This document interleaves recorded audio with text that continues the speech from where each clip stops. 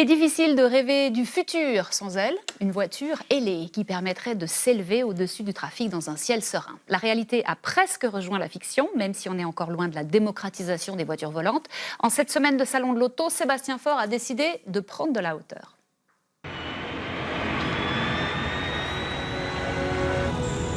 C'est le symbole même du futur. Le véhicule de demain, incarné dans quantité d'œuvres de science-fiction. De Blade Runner à Harry Potter, en passant par Retour vers le futur ou Le Cinquième élément. Une voiture capable de quitter la route pour flotter dans le ciel en totale liberté. Là où on va, on n'a pas besoin de route. Le symbole d'un futur sans route qui est peut-être finalement pour maintenant.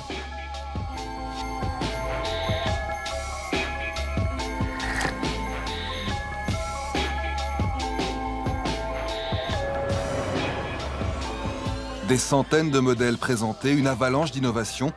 Le Salon de Genève se veut comme le lever de rideau sur l'automobile de demain. Mais ici, manifestement, les voitures sont encore condamnées à rester au sol pour un bon moment. Bonjour mademoiselle. Bonjour. Je cherche les voitures volantes, où est-ce que je peux les trouver? Les voitures volantes, c'est pas ici, je crois. Vous n'avez pas chez Renault? Non, mais on a des voitures électriques. Mais sans elles. Mais sans elles, ouais. Mais peut-être qu'un jour elles vont voler, on ne sait pas encore. Monsieur Tessier, quand est-ce que je peux acheter une voiture volante chez Toyota? C'est pas d'actualité. Pourquoi? Vous êtes sur un salon du présent. Si vous désirez voler, vous ne devez pas aller voir un constructeur auto. Vous devez aller voir un fabricant d'hélicoptères ou d'avions. Je ne vois concrètement aucune perspective dans un avenir proche pour des voitures volantes. Et pourtant, quelques minutes plus tard, à quelques mètres seulement de nos vendeurs de voitures traditionnelles, surprise, la première voiture volante de l'histoire du Salon de Genève. La pop-up est précisément dévoilée par l'avionneur Airbus et par un designer italien. Une sorte de capsule pas totalement autonome car pour passer de la Terre au ciel, elle doit s'arrêter sur une base pour troquer ses roues pour des rotors. Surtout, la pop-up n'est qu'un concept, un projet encore bien loin d'entrer dans notre quotidien. On s'attend à voir ce service commercial disponible peut-être déjà dans 7 à 10 ans. Mais nous avons trouvé quelqu'un qui a déjà commencé à vendre des voitures volantes. Lui reste à l'extérieur du Salon de Genève. Sa compagnie n'a pas voulu dépenser des millions pour se payer un stand ici. Mais en revanche, elle promet de livrer ses premières voitures volantes aux clients dès l'année prochaine. C'est pas une blague, hein. On a souvent cette réaction, mais c'est bien la réalité. Maintenant, on peut passer commande. L'année prochaine, les clients recevront leurs clés et ensuite, ils pourront s'envoler ou rouler. Vous avez déjà des clients pour ça? Oui, on en a déjà dans le monde entier, en Europe quelques-uns, beaucoup en Amérique, aussi déjà en Asie et même ici en Suisse.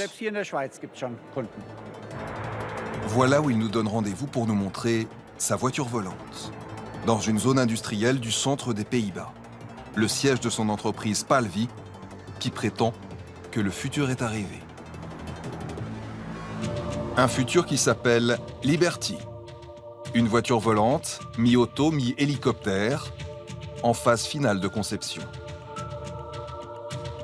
C'est dans cet atelier que le montage va se dérouler dès cette année.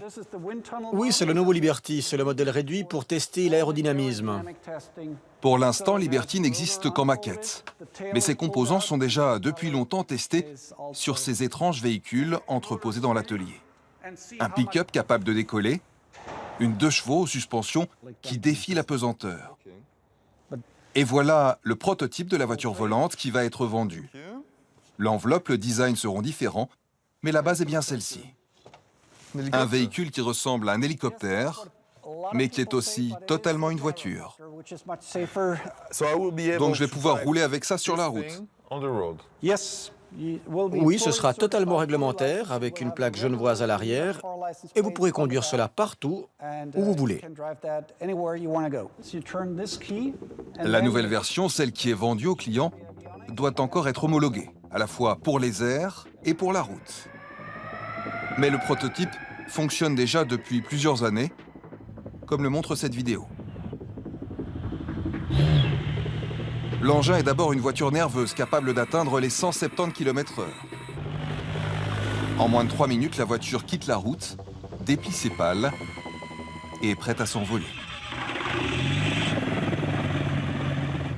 À condition tout de même d'avoir un brevet de pilote d'avion et une piste de décollage. Mais Marcus Hess espère bien que sa voiture ne restera pas cantonnée aux aérodromes. On a des discussions avec le gouvernement néerlandais et il envisage de créer de petites pistes de décollage et d'atterrissage le long des autoroutes. Ainsi, vous pourrez quitter l'autoroute, décoller, voler au-dessus des embouteillages, atterrir sur une autre petite piste et descendre par exemple dans le centre d'Amsterdam.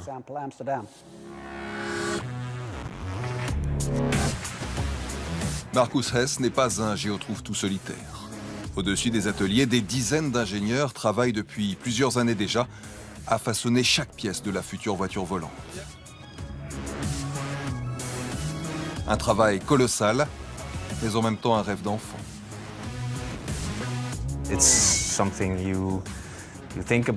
C'est quelque chose auquel vous pensez quand vous êtes petit, quand vous voyez les Jetsons ou tous ces dessins animés, les James Bond. Pour un ingénieur, de travailler sur un engin aussi complexe, c'est un défi énorme. Vous êtes à la recherche d'un challenge comme ça. Vous ressentez la pression d'être prêt les premiers? On ressent la pression, mais aussi la confiance. On a une grosse équipe, beaucoup de gens très capables, et vous voyez les progrès. La concurrence est acharnée. Cela fait bientôt un siècle que toutes sortes d'ingénieurs tentent de mettre au point des voitures volantes, sans grand succès jusque-là.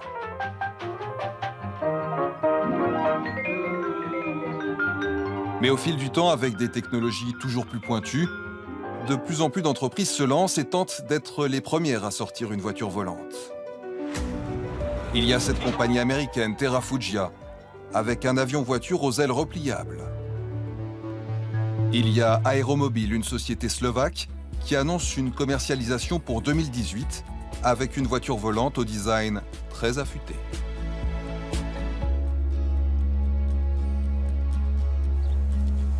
Pour tenter de nous convaincre qu'ils seront malgré tout les premiers dans la course à la voiture volante, Marcus Hess nous donne rendez-vous sur un aérodrome en Allemagne. C'est là qu'il emmène généralement ses clients potentiels. L'engin qu'il veut nous faire essayer n'est pas la voiture volante, pas encore, mais un autogire. L'autogire dont le mode de propulsion dans l'air est celui qui équipera sa voiture volante. Cela ressemble à un hélicoptère, mais c'est beaucoup moins cher à l'entretien et surtout beaucoup plus léger.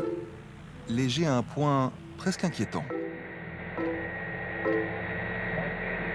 Ici, en vol, le rotor n'est entraîné que par la vitesse, pas par un moteur, ce qui est un net avantage en cas de panne.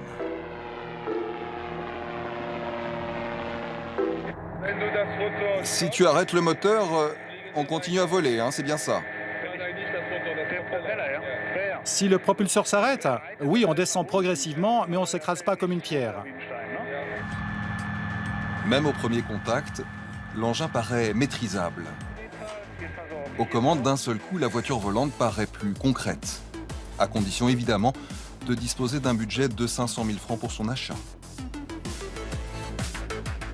Nous emmenons les clients ici pour tenter de leur montrer la sensation de voler dans un engin comme ça. Et la plupart des gens sortent et disent « je veux ça ». Et si tout le monde voulait ça? Si tout le monde commençait à acheter ce genre d'engin?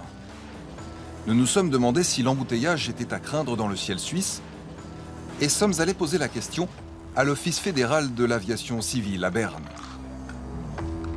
Nous sommes ici dans le bureau de l'innovation, un bureau qui a été mis en place il y a quelques semaines seulement face à l'abondance de projets susceptibles de bouleverser le ciel suisse. Alors ça, c'est la voiture volante qui est en vente aujourd'hui par une entreprise hollandaise. Ils promettent de la mettre en circulation l'année prochaine, de la livrer l'année prochaine. Je vous laisse regarder. Est-ce que pour vous, ça, c'est l'avenir? Pour nous, ce n'est pas vraiment l'avenir. Ce n'est pas un projet complètement nouveau. Des voitures volantes, des idées de voitures volantes existent déjà depuis des décennies. Nous, on n'imagine pas tellement de succès pour un appareil qui soit lié encore à la route et aux aérodromes. On voit plutôt un futur à l'avenir, bien sûr pas l'année prochaine, mais dans quelques années, le développement très important de tout ce qui est drone et application de ces technologies de drone pour des déplacements également au quotidien de personnes. Il y a déjà des projets qui vont dans cette direction, par exemple à Dubaï. On ne peut pas exclure que ce genre de projet, ou on imagine que ce genre de projet va arriver également en Suisse. L'avenir serait donc plutôt au transport de passagers par drone. Dubaï vient en effet d'annoncer des taxis-drones pour le mois de juillet de cette année, une annonce qui a surpris tout le monde par sa rapidité. Les promoteurs du projet ont montré 7 vidéos où le drone vole sans passagers. Ils affirment que les clients n'auront qu'à sauter dans l'appareil et indiquer où ils veulent aller. Trajet maximal 23 minutes à 100 km/h et 300 mètres d'altitude. Pas sûr que les clients se bousculent pour être les premiers à le tester. Chaque semaine ou presque voit son lot de nouveautés en matière de mobilité aérienne. Comme cette motodrone il y a quelques jours, ou l'annonce de cet autre projet terriblement futuriste d'une filiale d'Airbus baptisée Vahana, qui promet ses premiers essais cette année encore. Vahana est en gestation en Californie, comme la plupart des projets de voitures volantes ou de voitures drones. Il faut dire qu'ici en Californie, certains sont prêts à investir des fortunes dans cette bataille du ciel.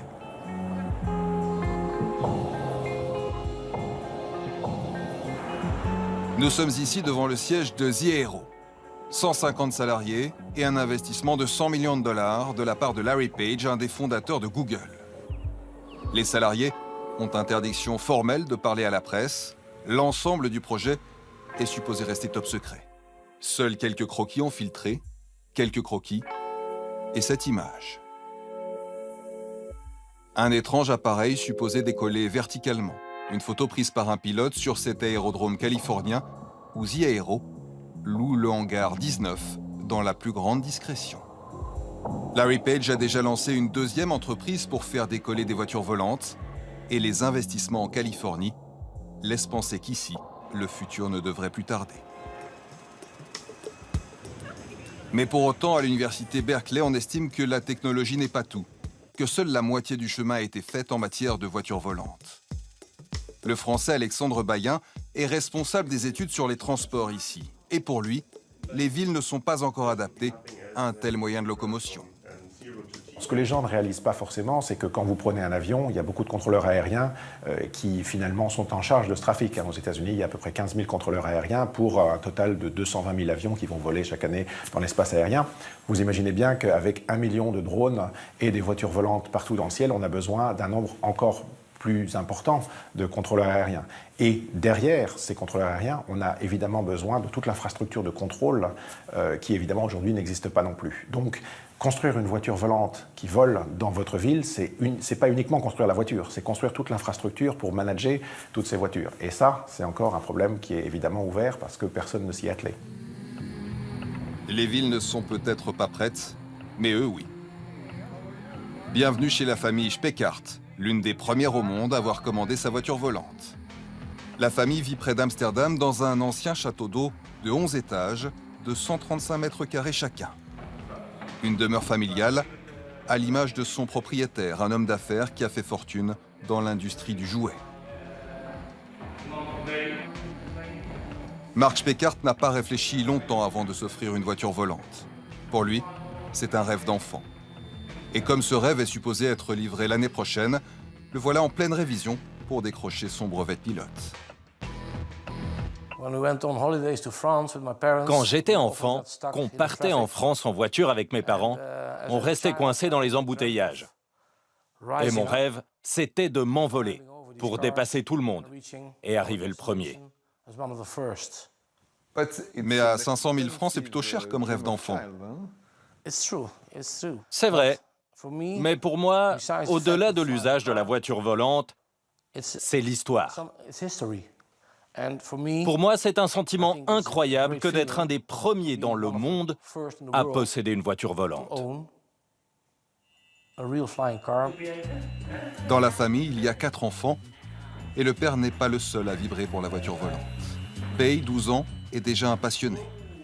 Pour lui, il n'y a pas l'ombre d'un doute. Dans sa génération, tout le monde aura une voiture volante.